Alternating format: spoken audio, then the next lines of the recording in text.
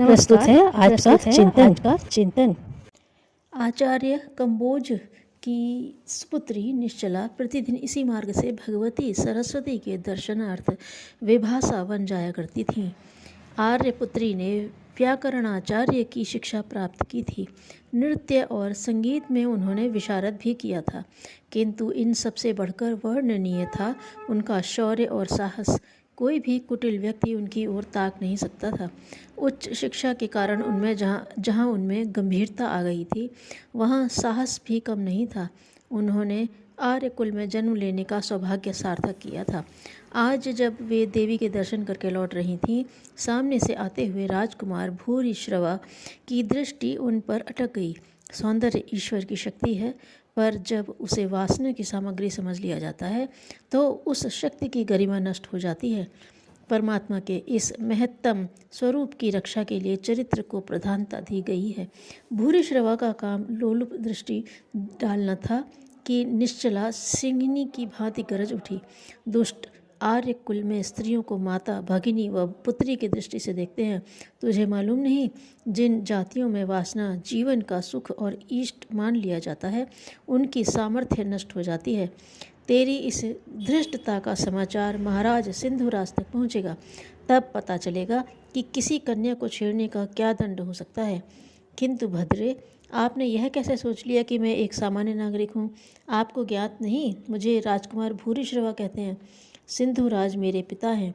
उन्हें मैं अपने लिए त्रासदायक क्यों समझूं? आपके रूप सौंदर्य पर आसक्त हूँ, किंतु व्यभिचार को मैं भी नीच और घृणित कृत्य मानता हूँ।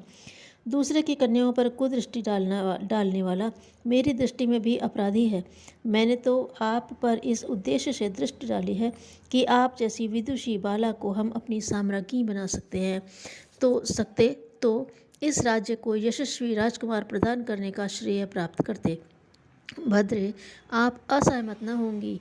जो युवक युवती समान शारीरिक, मानसिक, आत्मिक, नैतिक योग्यता के आधार पर दाम्पत्य वर्ण करते हैं, वे ही योग्य संतानों को जन्म दे सकते हैं।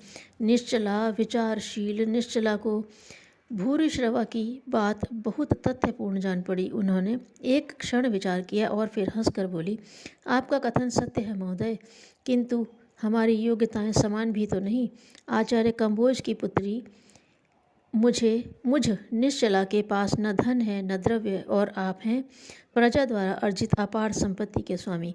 मेरे पिता परिश्रम की कमाई पर विश्वास करते हैं।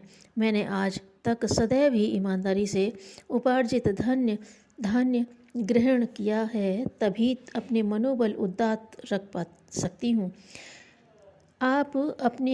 आप हमारे साथ परिश्रम का जीवन जी सकें, ऐसा आपके लिए कहाँ संभव है? भूरिश्रवा निश्चला के कथन से बड़े प्रभावित हुए। उन्होंने कहा, देवी, आपकी बात शिरोधार्य करता हूँ। राजकुमार भूरिश्रवा श्रम को ही प्रतिष्ठा देगा। अपनी आजीविका मैं आप उपार्जित करूँगा। जब तक अपनी यह परीक्षा उत्तीर्ण न कर लूँ, तब तक आपको प्रतीक्षा करनी पड़ेगी। राजकुमार भूरिश्रवा उस दिन से कृषक भूरिश्रवा का सा जीवन जीने लगे। 1 वर्ष तक बड़े परिश्रम का अभ्यास करने के बाद राजकुमार ने गृहस्थ का अधिकार प्राप्त किया। निश्चला ने तब भूरिश्रवा का पाणी ग्रहण किया और सम्राट होकर भी अन्न केवल अपने परिश्रम से उपार्जित ही ग्रहण किया। जिस कार्य प्रणाली के द्वारा अंतःकरण में आत्मत्याग, सेवा, प्रेम एवं सद्भाव का संचार होता है, वह कार्य सच्चा और पक्का परमार्थ है। वाराणसी नरेश ब्रह्मदत्त को अपने राजपुरोहित देवमित्र के प्रति अटूट श्रद्धा थी और था अगाध विश्वास। देवमित्र के स्वभाव में विद्वता, योग्यता और प्रतिभा के साथ साथ शील, सदाचरण और नीति निष्ठा का भी समावेश था। उनके इन गुणों, योग्यता और सदाचार, प्रतिभा और निष्ठा से अभिभूत होकर महाराज ब्रह्मदत्त तो क्या, वाराणसी की समस्त जनता उनके प्रति श्रद्धा रखती थी। राज्य के बाहर भी उन्हें श्रद्धा और सम्मान की दृष्टि से देखा जाता था। लोगों में उनके प्रति अगाध श्रद्धा तथा भक्तिभाव था। नरेश ब्रह्मदत्त से तो उनका निकट संपर्क था ही, वे तो देवमित्र के उच्च उदात्त चरित्र और प्रखर प्रतिभा संपन्न व्यक्तित्व से इतने अधिक प्रभावित थे कि लगता था देवमित्र आराध्य हैं और ब्रह्मदत्त आराधक, राजपुरोहित विग्रह हैं और सम्राट अर्चक। भला ऐसे नीति भक्तिवान ब्राह्मण से के प्रति कौन श्रद्धावान न होता। देवमित्र के मन में एक दिन यह प्रश्न उठा कि राजा और प्रजा उनके व्यक्तित्व के किस पक्ष से प्रभावित हैं और किस कारण उन्हें श्रद्धा तथा आदर की दृष्टि से देखते हैं। वे मेरे साहित्य, शास्त्र ज्ञान, विद्वता और प्रतिभा के लिए मुझे सम्मानित करते हैं अथवा शील, सदाचरण और नीति निष्ठा के कारण मुझे श्रद्धा की दृष्टि से देखते हैं। इस प्रश्न का उत्तर पाने के लिए उन्होंने एक विचित्र आचरण किया।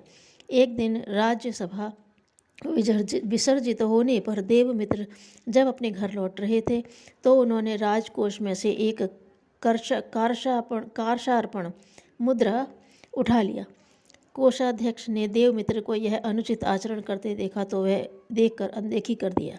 संभवतः वह यह सोचकर रह गया कि पुरोहित जी ने किसी प्रयोजन विशेष से ऐसा किया होगा, सो कल वे उस प्रयोजन को स्पष्ट कर देंगे।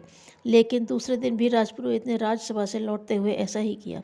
उस दिन भी कोषाध्यक्ष ने देखकर अनदेखा कर दिया, पर तीसरे दिन जब पुरोहित ने राज्यसभा की समाप्ति पर घर जाते समय मुट्ठी भर मुद्रा उठा लिए और वह अपनी राह चलने को उद्यत हुए तो कोषाध्यक्ष ने लपक कर उनका हाथ थाम लिया और इसकी शिकायत दंडाधिकारी से की।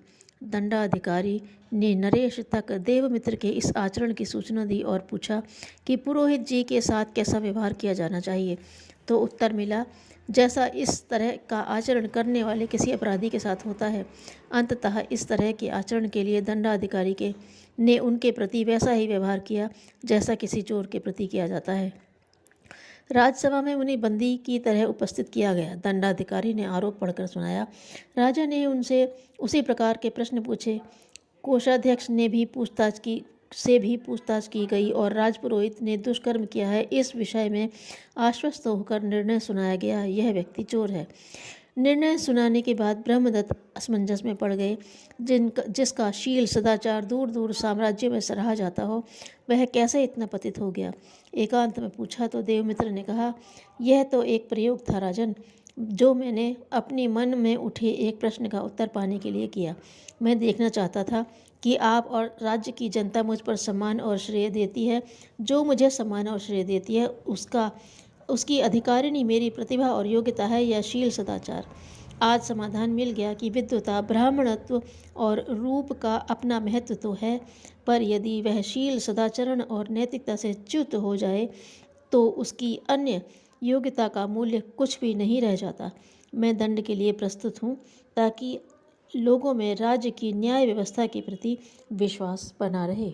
धन्यवाद।